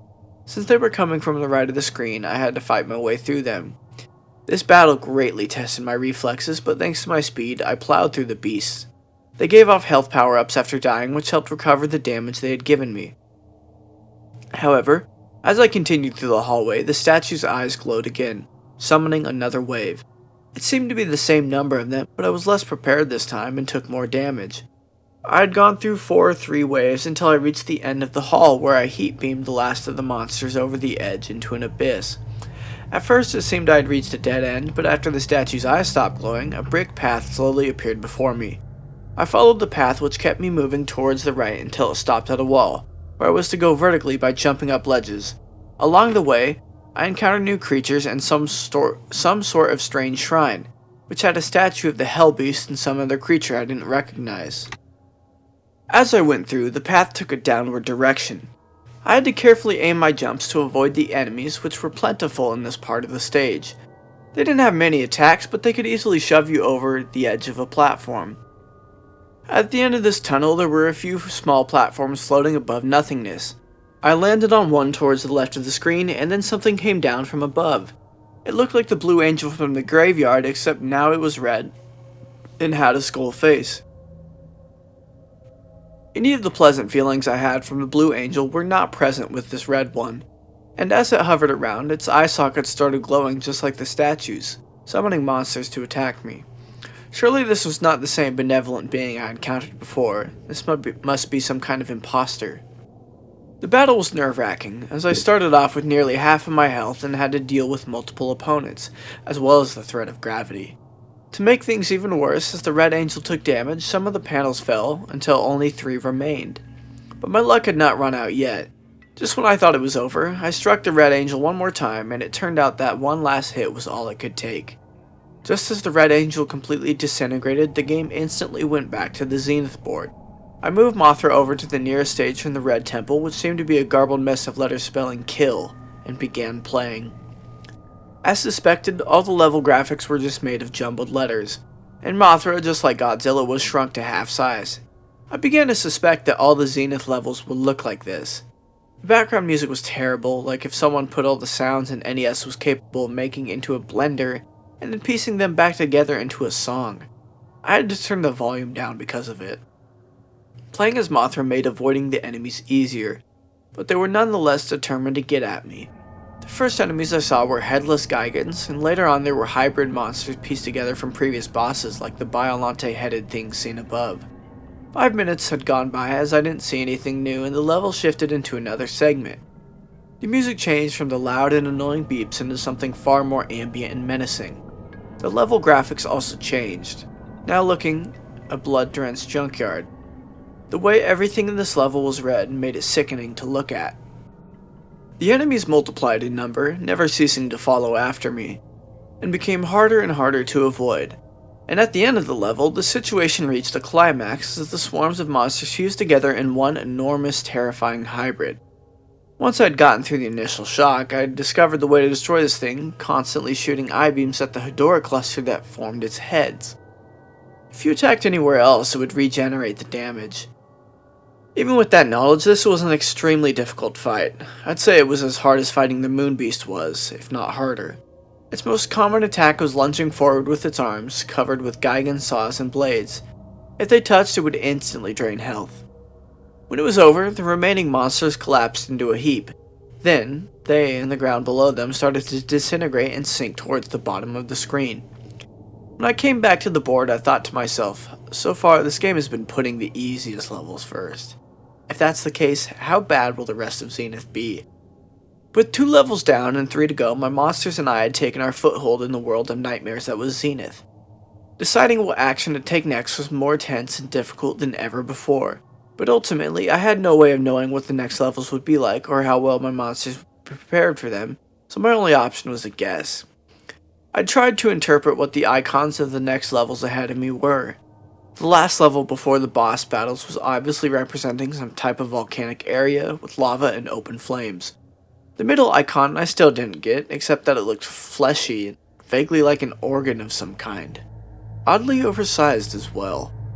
The one I was nearest to and about to enter next looked like thorny vines covering a puddle of blood. I guess this would be a level with blood rivers, like the chase level of Dementia. As such, I went with Anguirus because due to his rolling move, he would have the fastest speed while submerged. The level, which I call Blood Lake, looked like I expected. Rivers of blood accompanied by thorn-covered vines, which were scattered along the sides of the ground. The music was rather faint, but I could hear a distinct drum beat and a few other instruments. A lot of echoes, and sometimes it sounded like someone was hitting a drum underwater. I was disappointed to see that Anguirus was shrunk just as Godzilla and Mothra had been. Apparently all the Zenith levels would be like this. I felt less secure with my giant monsters no longer so giant. I walked along without interruption for only a minute until my path reached a dead end. There was a massive gap between the ground I was walking on and the ground to the right of the screen. I would have swam across it and continued walking to the right, but due to the huge massive brambles in the way, there was nowhere to go. 2 creatures with gliding membranes on their arms and lamprey-like mouths were perched on outstretched vines and screeching at me, much like a crow does to an invader of its territory. Another unnerving display of possible sentience by the creatures of this game. If it's even accurate to refer to them as being of the game, that is. I descended into the blood, slowly slinking to the floor. Aquatic enemies were everywhere, and they were hard to avoid. The black shark in particular was very aggressive and hard to deal with, but thankfully I only encountered one. As the scene became more and more crowded, I swam up to the surface to find that it was filtered with floating corpses. Creepy, but at least they're not a threat, or so I thought. Until they all sprang to life and leaped on me. They were trying to pull me under, and they were draining my health as they did it. They all attacked as a group, and when I got one off me, another would jump on me from behind. I had to curl up into a ball and roll for them to loosen their grip, and when they did, I quickly retreated. It wasn't long before I had reached another land path. A note regarding the brambles. You can stand on them, but it causes pain, and you can also destroy some of the vines, but only the thinner ones. I had to destroy multiple vines as well as dealing with more enemies. I was interrupted by a screen. Mother. The screen was only up for about 30 seconds, then when it went back to the level, I was facing another dead end, and a pregnant humanoid creature being hanged from the top right of the screen by a spine/umbilical cord. Instantly, the creature's belly was split open from the inside, and as the lower part of its body was ripped apart and fell into the river below, the blood-like spots was revealed. It came flying towards me, making a shrill, hacking scream. I was forced to move back. The bat was a highly mobile boss, fast and difficult to hit. As I moved back along the ground, the monster opened its mouth and shot out a barrage of needles. I jumped over them and managed to give it a blow to the head, and it started flying out of my reach. As the bat was flying, it shot a stream of fire from its eye sockets and started trying to hit me with the flames. I rolled along the ground, which drained my power but put us at equal speed. This cycle repeated around 3 times until the monster was defeated. With most of my health drained, I went back to the edge of the level, and the large bramble vine blocking the exit was now gone. Now, only 2 levels left to go. Who to send this time? Godzilla, Mothra, and Anguirus had all completed 1 level, leaving Solomon, and also the mysterious 5th monster. I tried again to access it, but with no luck. I chose to use Godzilla again for the next level, and Solomon for the final one. The second to last level is what I refer to as the organic level, which was mostly visually unpleasant of them all. Right from the start, I could see that the graphics were freakishly different. The atmosphere was gruesome and foreboding, with the addition of the loud, droning music. I was dreading what I would see in these levels, and it was only a few seconds before something appeared. 2 hideous things. It's hard to describe most of this level. Everything had this disturbing, semi-real look to it. Most of the enemies look halfway between real animals and misshapen lumps of gore with teeth. It's also worth noting that all of them were considerably larger than Godzilla, and although the majority were not very intelligent, each of them took around 30 plus hits to kill. Due to this, it was the better idea to run away from them than fight, but it was never clear exactly what direction to run to. While most levels involved going to the right to get to the exit, the path of this level is primarily going down, by walking to the edge of one platform and jumping down to a lower one. There was no way to make sure you were going the right way, nor any apparent means of getting back up to the higher platforms if necessary. Also, certain enemies acted as if they were aware you had to jump down, and would stand at the edge of a lower platform waiting for you. When this happened, I would have to walk back and wait until the monster would leave. As I went on, I came across platforms stacked above each other with little space in between, looking like a maze. This meant that I couldn't jump, and it made escape from enemies difficult. Thankfully, the only enemies able to fit through these mazes were the 4-legged beasts seen at the beginning of the level. Adding to the difficulty were long tapeworm-esque monsters that would rise themselves up between the platforms and trap you.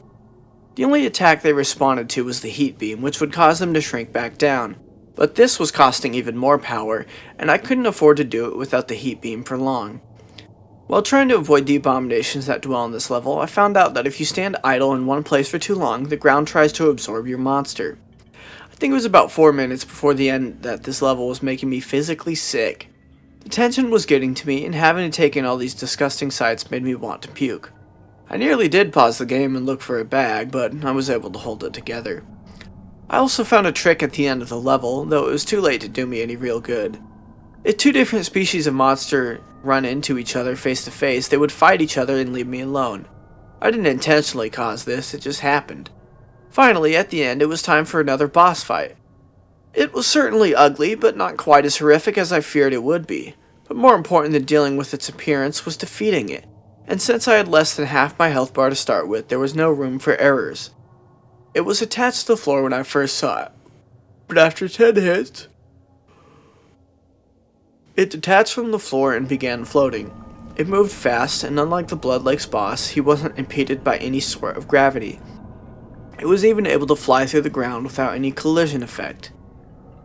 It used this to its advantage and would float beneath the ground and spring up randomly to bite at you, but it stopped doing this after a few well-aimed kicks to the face. The pink area on its upper jaw was a weak point, too. Too many hits there would cause it to spasm uncontrollably. The new strategy was to rapidly float up and down while moving back and forth across the stage, trying to constantly keep its jaws aimed towards me. Health was getting critical at this point, and I spammed the heat beam from which it had no defense. In the last stretch of the battle, the monster had lost its mind, rapidly rushing back and forth and gnashing its jaws. I had to duck under it, and then strike when its back was turned. 20 more hits, and it was destroyed.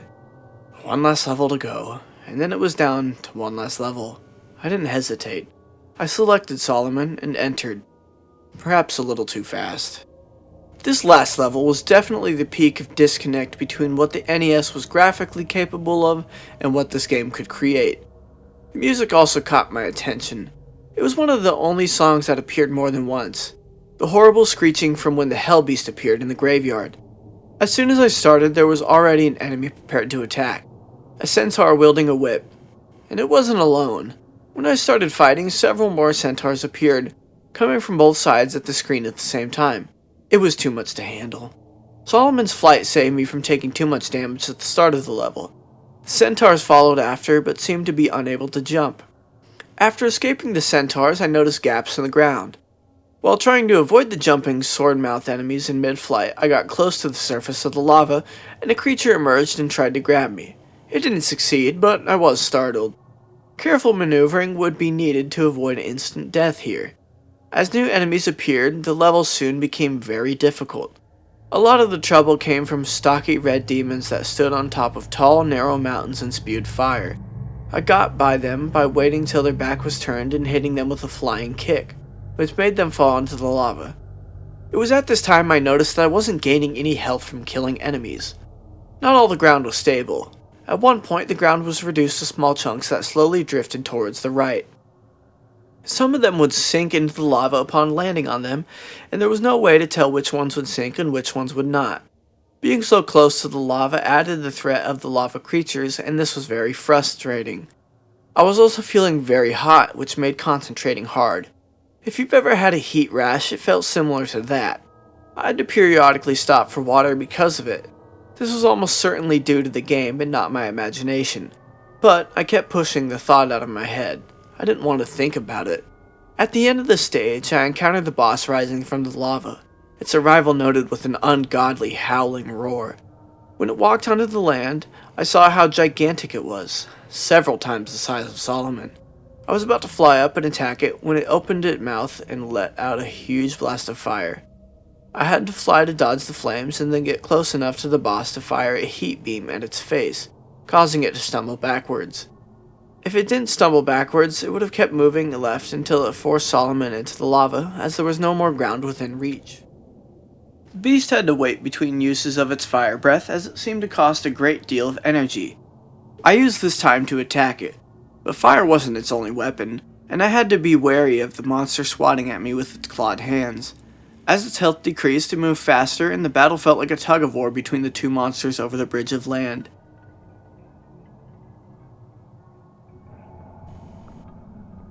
After about 40 hits, it was defeated, tumbling backwards into the lava from whence it came, and then the final stage had been completed. At last it was down to 2 bosses and a final encounter with the Hellbeast. For some reason I thought Ghidorah would be easier to beat, so I confronted him first. The classic Ghidorah battle music from the original started up as I was faced against the new King Ghidorah. King Ghidorah was as powerful and unrelenting as ever. He instantly lashed out with gravity beams, which were more damaging than Godzilla's heat beam. It became a struggle of constantly beating Ghidorah at every opportunity to keep him from using the attack. But Ghidorah soon saw through my tactic and started using physical attacks as well. He would strike with each of his necks, knocking me backward and making it impossible to get close enough to punch him. But I had an idea. To wait for him to lunge with one of his heads and immediately blast it with the heat beam. It worked, and to my surprise, the heat beam had actually obliterated Ghidorah's middle head. It was only a few seconds before I realized what this would lead to, and sure enough, King Ghidorah was using the power of the glitch to transform into Mecha King Ghidorah, but what really shocked me was the sudden change of music. I'd heard it before, but it wasn't from the original NES game. It was from the game Super Godzilla during the Mecha King Ghidorah fight. Mecha King Ghidorah's first attack was its most deadly, the Machine Hand. Very similar to Gigan's Saw, it immobilizes the monster and rapidly drains the health bar. Fortunately, before Ghidorah could do a lot of damage, the timer ran out. I would need to defeat Mecha King Ghidorah quickly to prevent him from using the Machine Hand, so I went and sent Solomon to fight him. The two monsters were evenly matched in strength, but Solomon was faster, and by slashing and heat beaming without pause, the cyborg monster soon met its end. With Ghidorah defeated, I was returned to the board.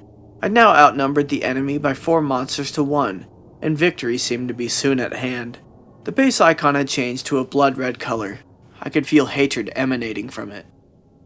I started the fight against Destoroyah with Anguirus, and the music was the same as Ghidorah's. When the fight began, Destoroyah was in microscopic form. After one hit, it changed into the Juvenile, which had a few attacks and was also dealt with easily. The fight became serious once Destoroyah entered the aggregate form, gaining the use of large arms and the micro-oxygen beam. Anguirus' roll attack, which had been very useful up until now, was rendered useless by Destoroyah constantly attacking me with his large arms when I tried to use it. For this part of the fight, I had to rely on brute strength. Just before the timer ran out, Destoroyah had changed into his flying form, which Anguirus was ill-suited to fight against. Going back in, I fought against the flying form with Mothra, which seemed fitting. Mothra was weaker than Anguirus, but was much better equipped to dodge and counter flying Destoroyah's attacks, so the fight was in my favor. However, the Mecha Ghidorah fight music started playing, and Destoroyah changed into his final form sooner than expected, which drastically turned the tables. Mothra's attacks were doing very little to Destoroyah, and I had to move furiously to avoid damage while waiting for the timer to run out. Even though it would be near impossible to beat Destoroyah with Mothra, I still had 3 other monsters. Final form Destoroyah was very resistant to taking damage, and the heavily armored foe would not be defeated without a long fight. In the last part of the fight, I wasn't using much strategy, just attacking as brutally and as fast as I could.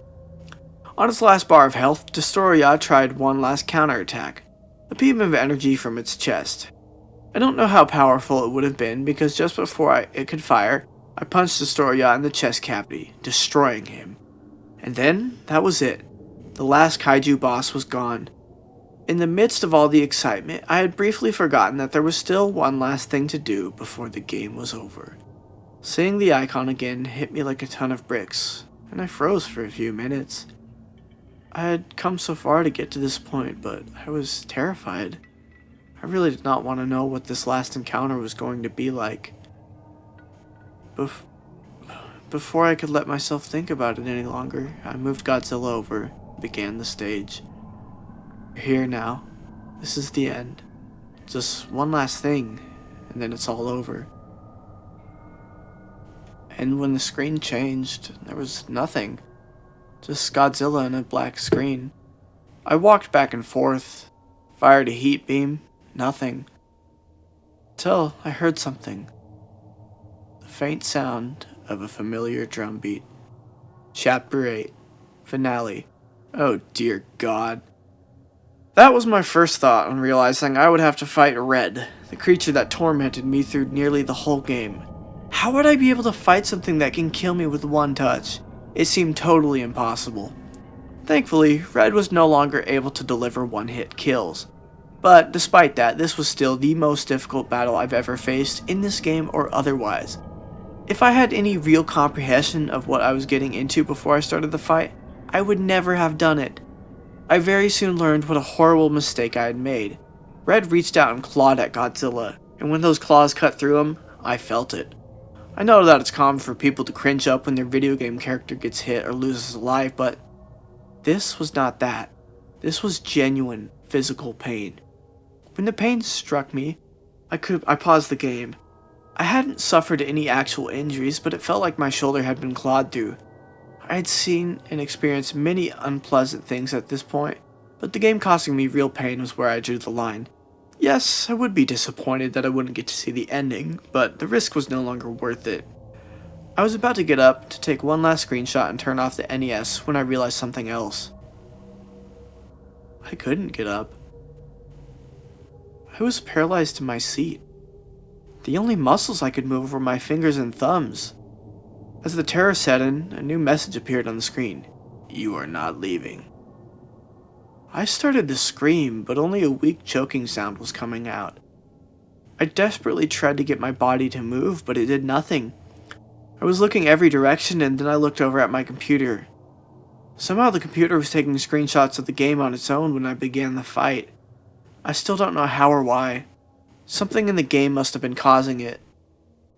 Since Red could hear what I was saying, I tried begging for him to let me go. From here things start to get hazy, as I was under extreme stress at the time, but from what I can remember, I said, I'm sorry I insulted you, I didn't mean it. I didn't know things would get this serious, please just let me go. If you let me go, I promise I will never tell anyone or turn the game on ever again, please. And Red replied, you pathetic worm. It's too late now. Only one will survive. The statement could not be any more clear. If I couldn't kill Red, then he would kill me. Like an idiot, I'd played around with something I didn't understand, and now it might cost me my life. I stopped struggling to move and accepted the reality of the situation. There was only one way to get out of this alive. I had to kill Red. It all went by so fast. If it weren't for the screenshots, I might not have remembered any of this. Just like in the chase levels, Red moved at a horrifyingly fast speed. There was barely enough time to process a thought, and thus there was no time to form a strategy. I had to rely solely on my wits and reflexes to make things worse. There was no way to predict what kind of attacks Red might use, so I constantly had to be on the offensive and defensive. I felt every hit that Godzilla took. They all hurt. I tried so hard to avoid the damage, but every attack that I dodged left me vulnerable to another, and the pain would only get worse. After he jumped over me, Red's eyes started to glow. I moved as far back as I could and ducked, but there was no dodging this one. When this hit me, I really did scream. I screamed so loud that someone else in the apartment should have heard me, but they didn't. Just looking at the image hurts me, making me remember the incinerating burn. I paused the game because it hurt so bad, but Red unpaused the game to attack me again, which made me furious. I immediately counterattacked with the heat beam, again and again until the power meter was totally diminished. I wanted Red to hurt like I did. Just before the timer ran out, Red transitioned into his swimming form. I didn't think the timer would still be affecting a battle like this. I'm thankful for it because it gave me a few minutes to collect my thoughts and decide what to do next. I chose to fight Red's next two forms with the monsters I encountered them with, so Anguirus was next. It probably wasn't all that smart of an idea, but it is what I did. I jumped up and heat beamed Red in the face, and he moved off screen where I couldn't reach him. Then a wave of large mines started to fall from above.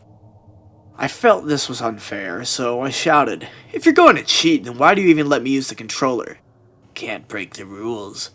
And then he came at me, rushing from the top left of the screen downwards. Damn it!